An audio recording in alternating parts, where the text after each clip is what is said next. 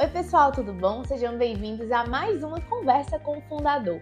Aqui é um quadro super especial no nosso YouTube, no qual a gente, que é a nova geração do Instituto Empresariar, entrevista os fundadores das grandes empresas familiares, não só do estado do Ceará, mas também de todo o Brasil.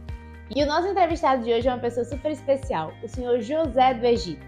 Ele que é fundador da J2G, uma empresa de distribuição em atacado que cresceu bastante na pandemia. Além disso, ele tem uma vasta experiência quando a gente fala sobre sindicato. Ele foi presidente da Associação Brasileira de Distribuidoras e Atacados do Brasil.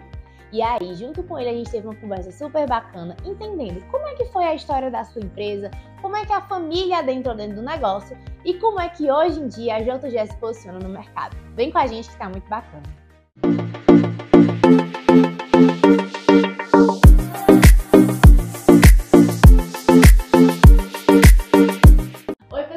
Agora a gente vai estar começando aqui o nosso momento com o José do Egito. Muito obrigada por estar aqui com a gente. Assim, é uma coisa que eu gosto sempre de frisar quando eu começo as entrevistas, a importância da minha geração estar escutando a sua, né? E aí eu queria começar sabendo como é que começou, como é que foi para o senhor começar a empreender, como é que foi para que a J2G nasceu, como é que foi lá no começo quando você tinha uma idade por ali? Eu não sei nem a tua idade. Tem que saber da tua idade para não poder responder. 20 e pouco, né? Você não tá tão distante. Tá certo. Não, mas eu... bom dia, boa tarde, boa noite. Não sei que horas o pessoal vai estar nos assistindo, né? Então, vamos dar esse cumprimento dessa forma. Mas primeiro agradecer o convite. Eu acho de suma importância a gente ter esse papo com pessoas como você, que tem um público jovem que precisa saber como é que foi o começo da vida de muitas pessoas, né? De muitos empresários, de muitos empreendedores. Eu creio que a gente possa, quando eu falo a gente, não só eu, com vários outros sessentões, cinquentões aí do cearense que podem estar aqui sentados como eu estou, participando desse momento, né? Então, hoje eu tenho 60 anos, mas eu comecei a minha vida empreendedora muito cedo. Eu acho que é um dom que Deus me deu. Lá em casa nós somos 9 filhos, eu sou o 8º dos 9, 6 mulheres e 3 homens. Papai toda a vida tinha um tino comercial muito grande e minha mãe, eu considero ela como não só uma mãe, uma dona de casa, mas uma psicóloga, porque criou 9 filhos, depois conviveu com os 9 companheiros desses 9 filhos, depois veio os netos, né? Fora isso, tinha as cunhadas, as irmãs, são mais irmãs e irmãs delas, que eram acho que 14. Imagina só. Então, isso aí. Então, era uma psicóloga. E lá em casa, além dos 9 filhos, a gente sempre recebia primos que moravam em outra cidade, lá em Sobral, para ficar com a gente. Então, a minha mãe foi uma peça fundamental na minha formação e o papai também com o tino comercial e com esse lado de família muito forte. Então, eu cursei até o 3º ano, fiz vários vestibulares, não passei, mas sempre acompanhei meu pai, desde sempre, desde 10, 12 anos que eu o acompanhava. Então, no comércio, para onde ele ia, eu ia. Era um comércio de quê, uma pergunta? Era na Secos e Molhados, na Governador Sampaio, certo? Então ali os amigos do meu pai foram meus amigos. Como eu não passei na faculdade, então meus amigos eram ali da Governador Sampaio, né? Então foi isso. Então foi um aprendizado muito grande que eu tive, foi acompanhar meu pai. O negócio foi esse. Então o papai, voltando aqui um pouquinho para vocês entenderem o contexto. O papai é de Sobral. Em 60, ou foi em 61, veio para Fortaleza, desculpe, e se estabeleceu lá na Governador Sampaio, trabalhando com secos e molhados, mas naquele tempo era mais cereais, café, arroz, feijão, essas coisas. E viu numa oportunidade muito grande lá no Pará, lá em Belém, na região norte, de levar óleo de algodão produzido no Ceará para aquela região, que o Ceará naquela época era produtor de algodão e, consequentemente, do óleo de algodão. E mandava o óleo para lá e trazia farinha de lá para cá. Então, começou essa operação Em 68 ele viu, em 68 eu tinha 6 anos, ele viu uma oportunidade de se mudar para Belém e foi. Ele devia ter o quê? Uns 40 anos. Ele, mais 9 filhos e a mamãe. Quer dizer, um empreendedor nato, né? Quer dizer, começar uma vida numa região, né? Fora, longe Graças a Deus deu certo, aí levou 3 irmãs para lá, para morar também e começar a vida lá no Pará e deu certo. E ficamos em Belém até 1973, quando ele resolveu voltar e nós voltamos, estamos até hoje. Mas nisso continuou essa troca, essa parte comercial dele. Paralelo a isso, não se ficava só na farinha e no óleo de algodão, não. Ele pesquisava onde, naquele tempo, a comunicação era só telefone ou telex, telegrama, aquelas coisas. Então ele sabia, ele era muito antenado e sabia onde é que estava a produção de arroz boa naquele tempo, com melhor preço, um café ou feijão. Ele comprava café no Paraná, vendia para Fortaleza, comprava manteiga em Goiás, mandava para Belém. Então fazia toda essa comercialização. Então voltamos para cá, aí ele ficou de 73 até perto de 80, ele tinha uma frota de caminhões fazendo isso, né, pegando essas oportunidades. E nisso, meus irmãos mais velhos já iam se formando, e ele achou que já dava, essa questão dos caminhões, de cuidar desses caminhões, estava muito pesado para ele. Disse, não, vou vender os caminhões e vou pensar noutra atividade.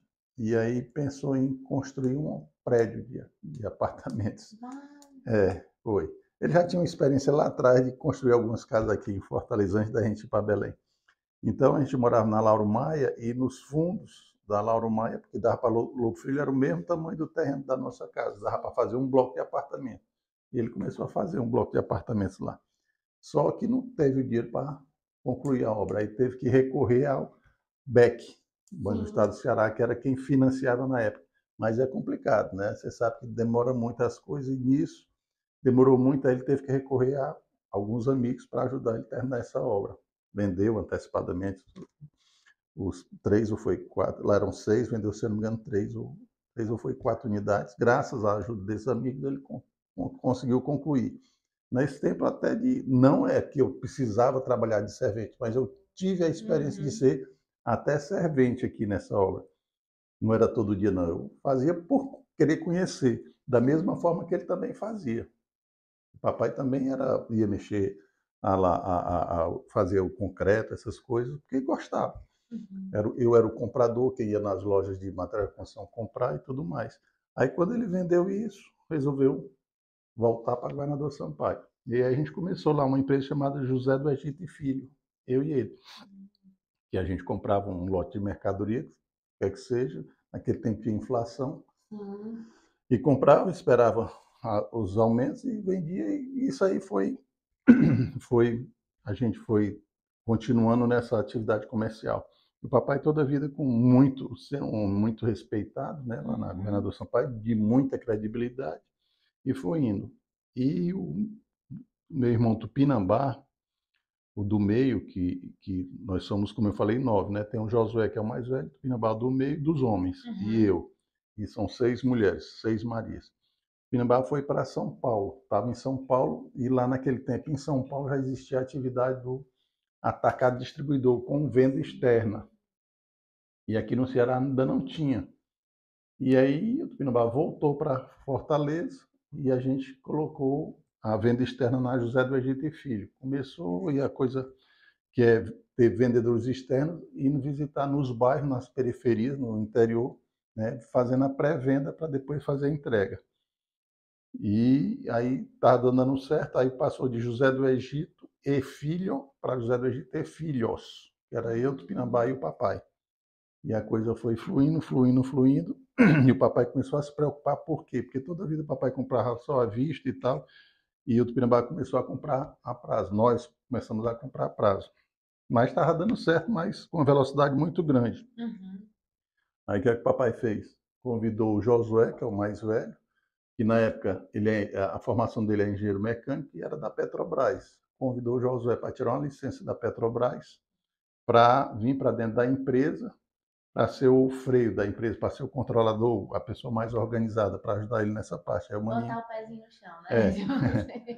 Aí o Josué veio, que eu chamo de Maninho, veio Uhum. e com a gente lá e dando uma organizada grande, começou a colocar alguns processos, ter uma noção de, naquela época era CPD, né, computação e tal, botar alguns programas e tal, e gostou e passou a ser nosso sócio, pediu, né, se desligou da Petrobras e ficou com a gente, José do Egito e Filhos. Bom, então em 1986, o governo, no Plano Cruzado, ele congelou os preços. O que é isso? Se eu comprei esse copo aqui pelo valor, comprei por 10 da indústria e estava vendendo por 20, eu não poderia vender a mais do que R$ 20 esse copo. Tinha que vender a vida toda por 20. Só que chegou um momento que a indústria teve que subir. A indústria podia subir, mas o comerciante não.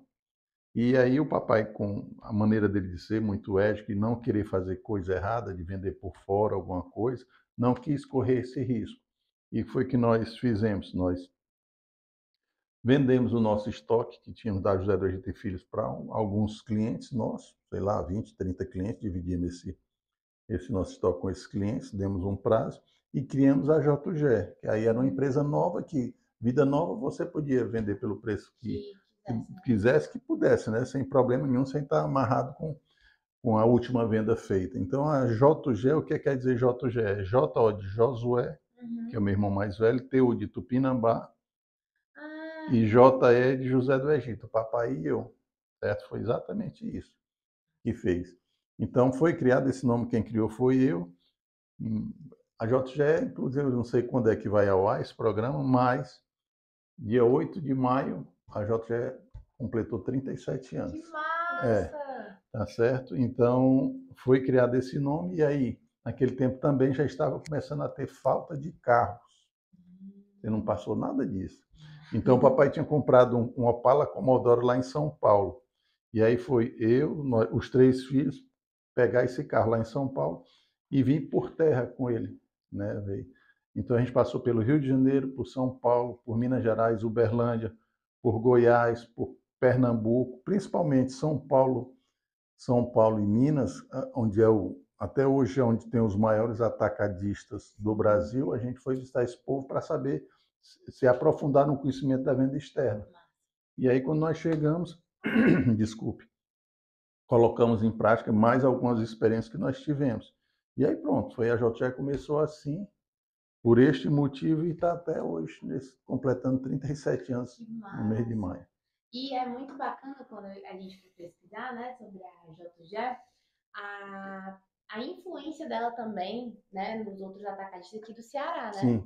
De distribuição e tal. E aí uma coisa que eu achei muito bacana, toda vez que eu ia perguntar, eu fui pesquisar sobre o senhor, saber do que o pessoal falava, aí muito falava assim, o pessoal mentiu muito não para ti. Vixe, será que botaram essa lá em cima? Toma cuidado, Mas disseram muito sobre o exemplo de vendas, né? Sim. Que você traz para as pessoas, no sentido de ser um exemplo de vendedor, e eu acho que você aprendeu muito com seu pai, né? Nesse sentido, também desde berço. Desde berço, com certeza. E também pediram para eu perguntar sobre a sua atuação nas instituições de classe, né? Tá.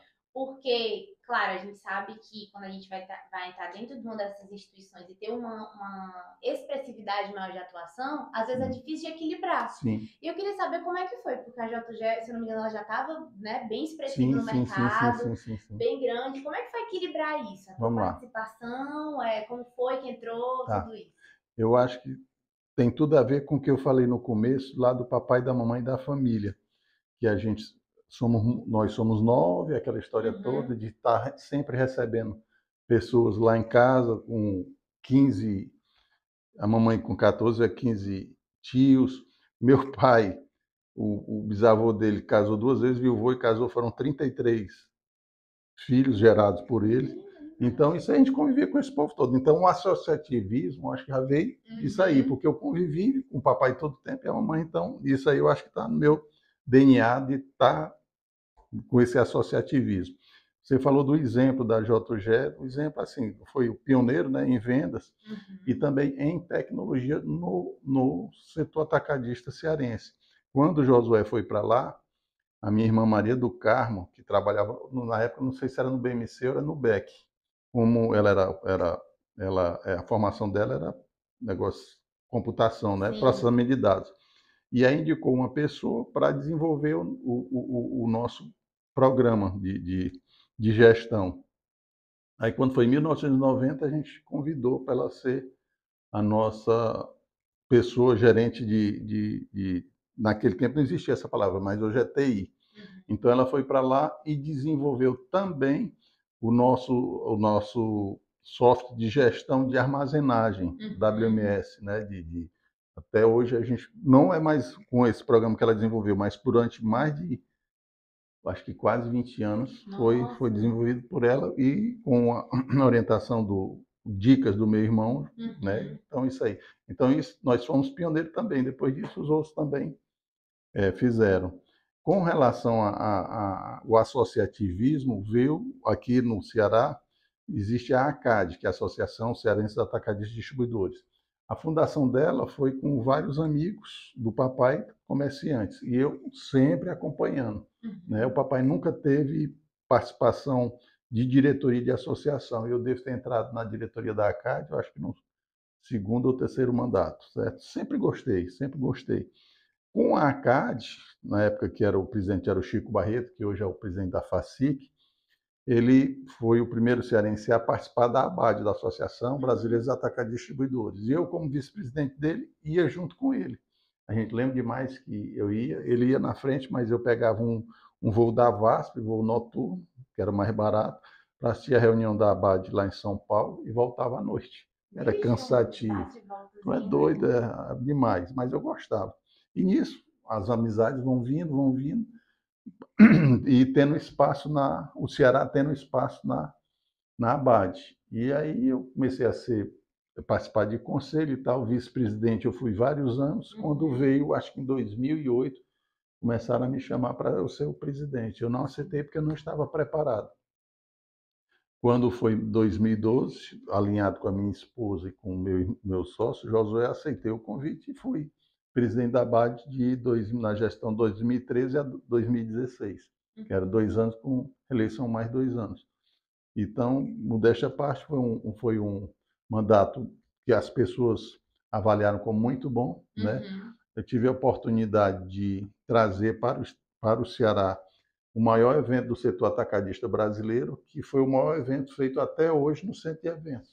Sério? Sério, foi em 2013, foi o maior evento. Até hoje não teve um evento maior, exceto shows, sim, né? Claro. Mas de feira e de convenção foi como nós que trouxemos para o Ceará.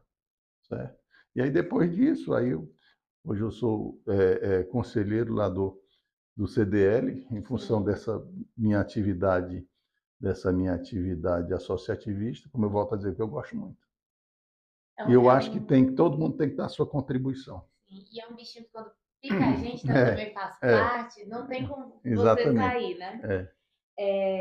É muito bacana, né? Por isso que eu falei do primeiro, que toda vida que eu perguntava sobre o seu nome para as pessoas, a pessoa, mas ele tem muita história relacionada a isso das instituições de classe, da importância, né? Que eu acho que, até mesmo para nós como empresas familiares, é um encontro que a gente tem de aprender com os outros, né? De ouvir outras histórias, de ter um contato mais próximo, principalmente quando a gente está falando de uma classe, né? Que é parecida com a nossa. Então, você ver ali, ter esse contato é muito importante. Só um parênteses aí com relação a essa importância de entidades. Na mesma época que eu era presidente da ABAD, o Honório Pinheiro era presidente da CNDL, da Confederação. E aí, a gente se encontrava em Brasília para falar com algum ministro, alguma coisa, e às vezes o pleito era o mesmo. Só que ele, como do CNDL e também do supermercado, não conseguia nada, certo?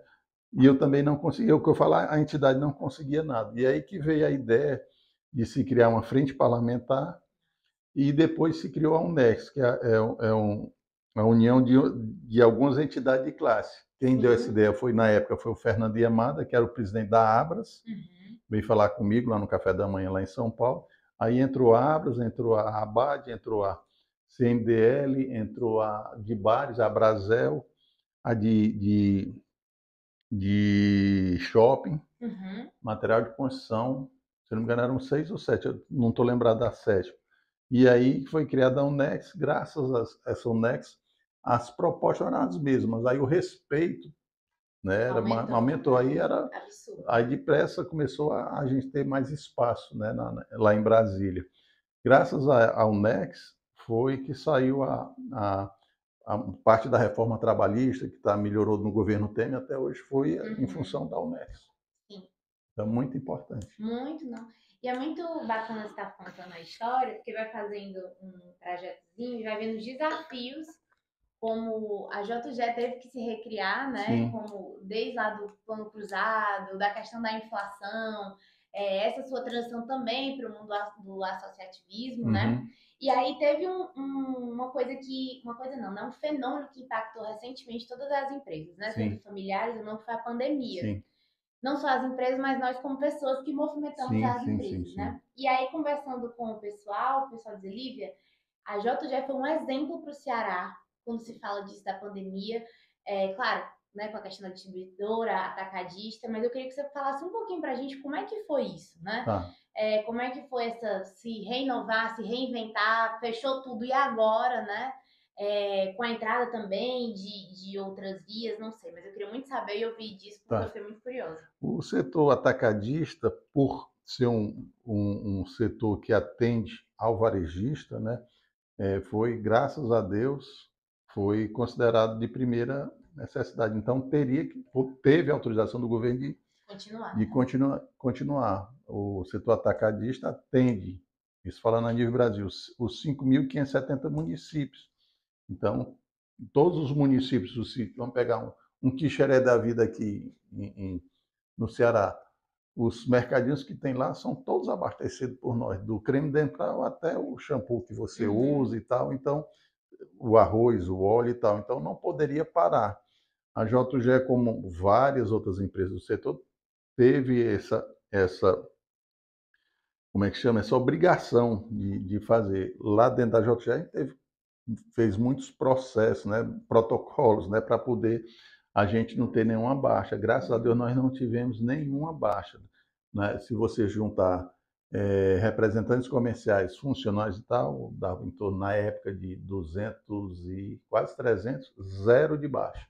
A gente teve um cuidado muito grande com máscara, com álcool. Naquele tempo faltou muito álcool gel, a gente foi atrás de um outro fornecedor, lançamos no Ceará o álcool aerosol, certo? Então, tudo isso aconteceu e a gente teve um crescimento durante a pandemia, porque a gente não parou. Só faltou realmente alguns itens, porque a demanda aumentou muito, né? Mas o resto, graças a Deus, a gente conseguiu passar por ela.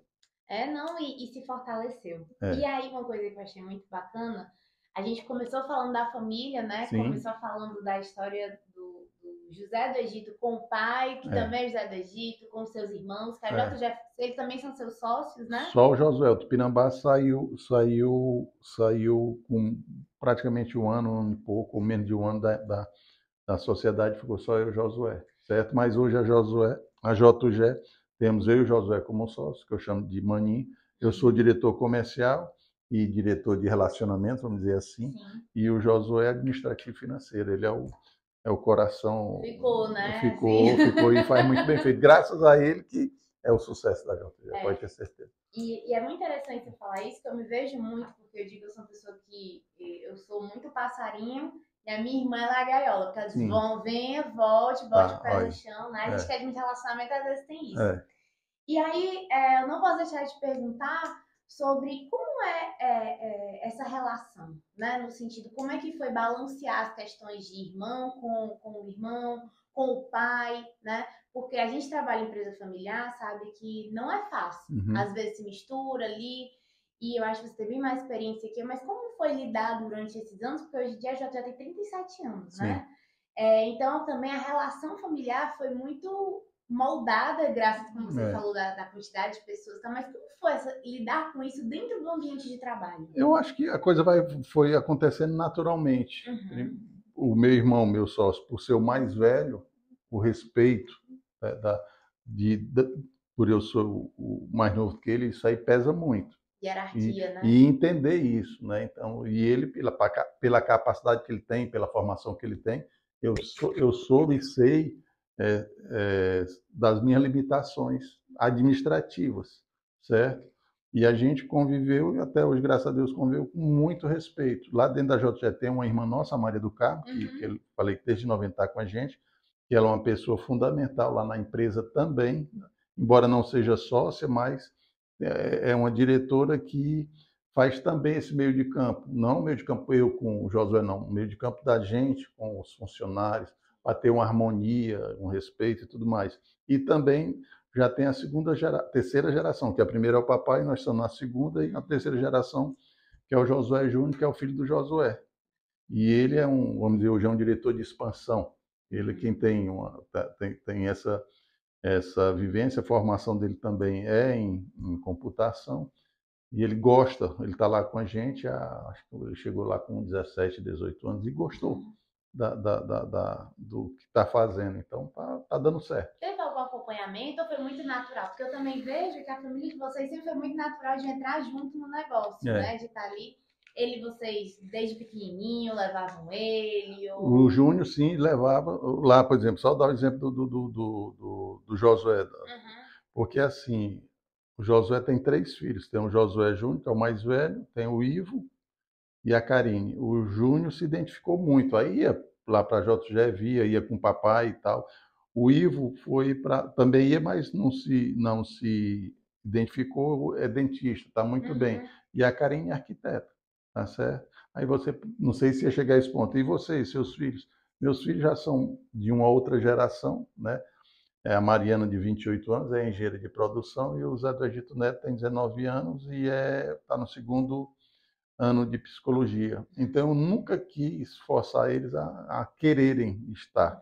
Né? A Mariana, sempre muito independente, fez esse curso de engenharia de produção, ela foi atrás do espaço dela no mercado, conseguiu e tudo mais. E por que não botou a Mariana no negócio? Porque não cabia. Não é porque ser filha do dono teria que estar lá. Né? Hoje, pode ser que ela tenha o perfil de estar lá, mas a empresa ainda não comporta uma engenheira de produção né? Mas pode ser que daqui a 2, 3 meses ou 2, 3 anos ela venha, se ela tiver a capacidade de estar lá, com certeza vai ter essa oportunidade.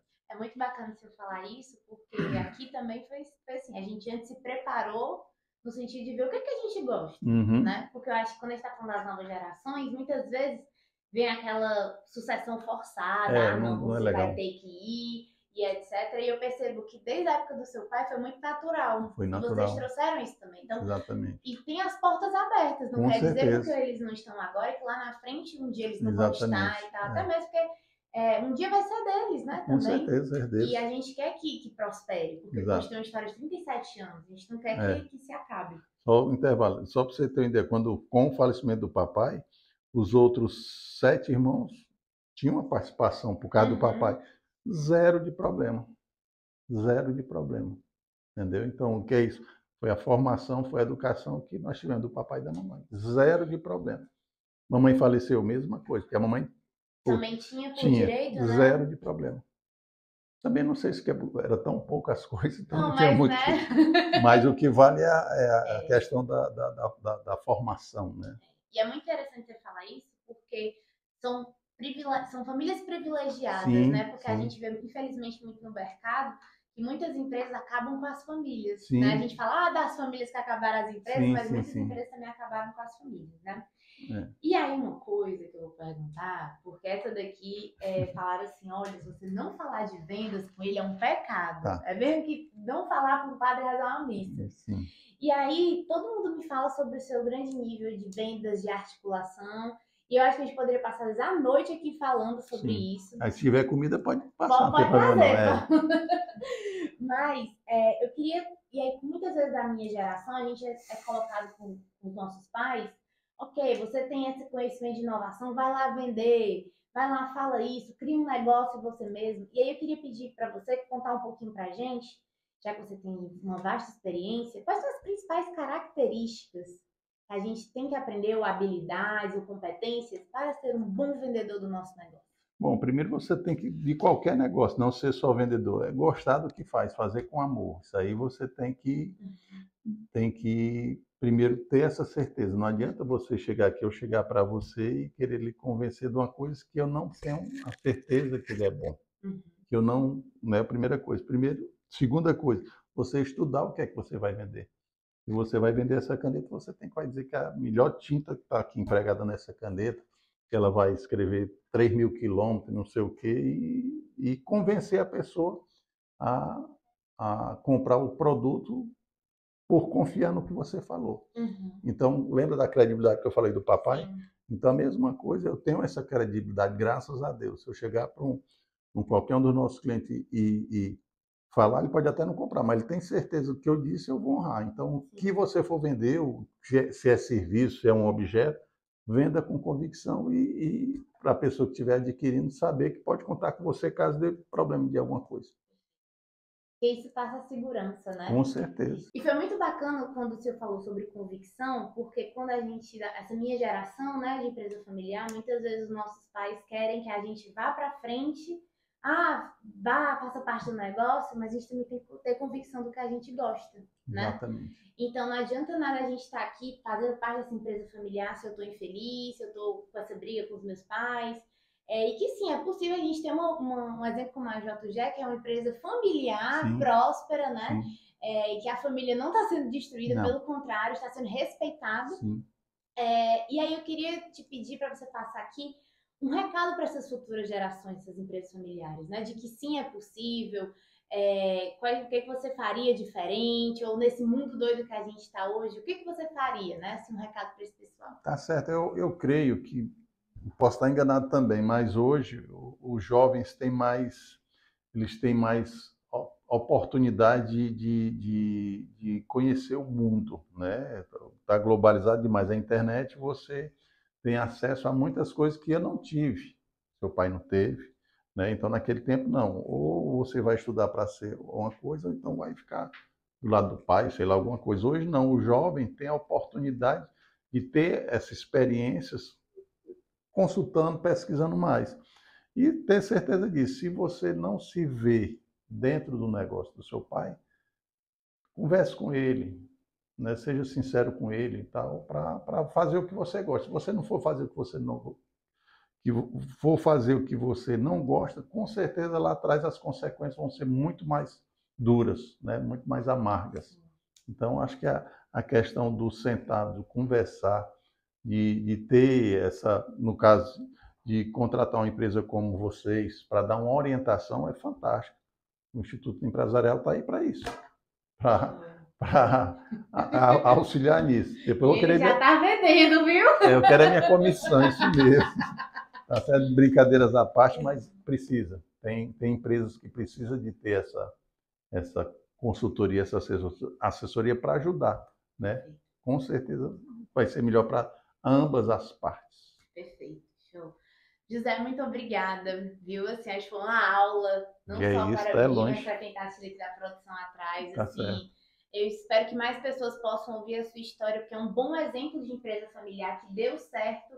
E mais do que isso, né? Que a família continuou próspera, unida, o respeito, a memória do seu pai, né? Continuou viva, não só na empresa, mas também com os netos, né? Sim. A importância de ter o seu local no mercado. Então, muito obrigada. Pode contar com a gente, na hora que quiser, pode chamar. Tendo um bolinho bom daquele é bom. Menina, eu vou ter que chamar agora todo mundo com um bolinho pra cá. Tá certo. Então, pessoal, você ficou até aqui, muito obrigada pela sua atenção. Até o próximo vídeo. E se você tiver mais indicações de temas, pessoas que a gente pode trazer, fala aí que com o maior prazer a gente vai estar trazendo. Até a próxima. Tchau!